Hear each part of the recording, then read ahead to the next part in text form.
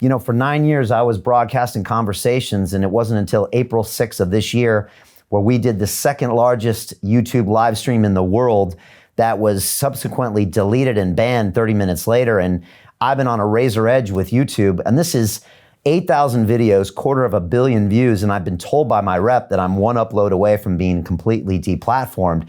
And it feels like when we say something that's against their quote unquote community standards, which are super subjective and seem to change at a moment's notice, then we're censored. And it just feels like there's literally a handful of people in Silicon Valley that are controlling so much of our free speech. Curious what you think about free speech and then this concept of digital freedom of speech. Yeah, I mean, look, it's a really hot topic right now, Brian. And I mean, you've tapped into that theme very well. And I mean, I think the concept of freedom of speech is so precious to the Western values. I mean, it's literally the bedrock upon which our entire society has been built. And we are so close to slipping over that edge right now. We're so close to slipping into this censorship world. I mean, we already are. We're straying into this gray area where the tech companies really become the arbiters of what is and isn't moral truth. And that's a very dangerous place to be. I mean, if you look at previous totalitarian regimes of the past, you look at the Soviet Union, or you look at East Germany, or even you look at Yugoslavia, it was, and you look at China to this day, you have regimes which are basically saying what you can and can't say. And the way they enforced that was through the platforms of the media. And of course, George Orwell wrote, Newspeak became the medium in 1984, which he talks about, where, of course, you have to rewrite language. And what's happening now with the modern censorship movement, you're rewriting language. You're saying that certain words become, anathema to popular usage. Certain terms become all-encompassing. So the term racism, or, whatever it is that we're talking about this day, has become so broad brush now that anybody saying anything can be tarred with this brush and then become censored. So that has become the new norm. And I mean, you've even seen it happening, of course, to the president, which is incredible, because the tech companies are literally deciding what the president of the United States can and can't say on their platforms.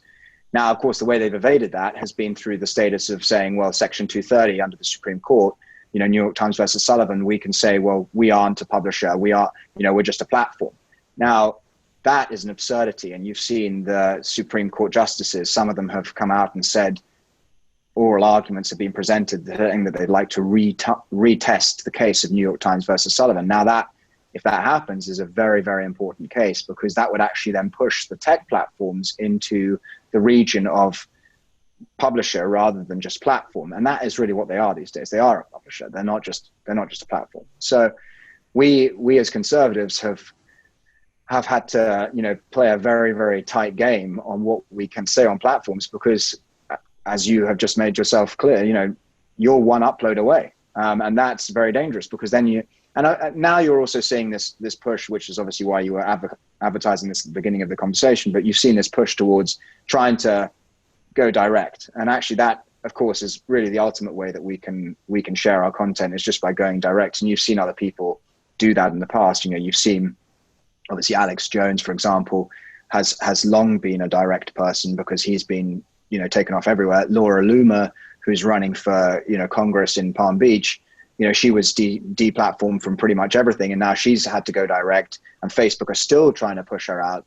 And they actually have clauses in their contracts which have literally carved her out of being able to come back onto the platform, even if she's an elected representative.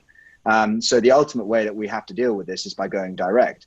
And so we're also looking at that model over here more and more conservatives over here are trying to establish themselves with their own media presence, independent of the tech platforms. And then, of course, you've also got the rise of the free speech advocate platforms. So I mean, for example, Minds, which is run by Bill Ottman, and Parler, which is, which has become well known, that's obviously started rising as well. And those platforms will get more and more traction as the free speech argument on things like Twitter, Facebook, and Instagram become more and more scrutinized and become more and more censored.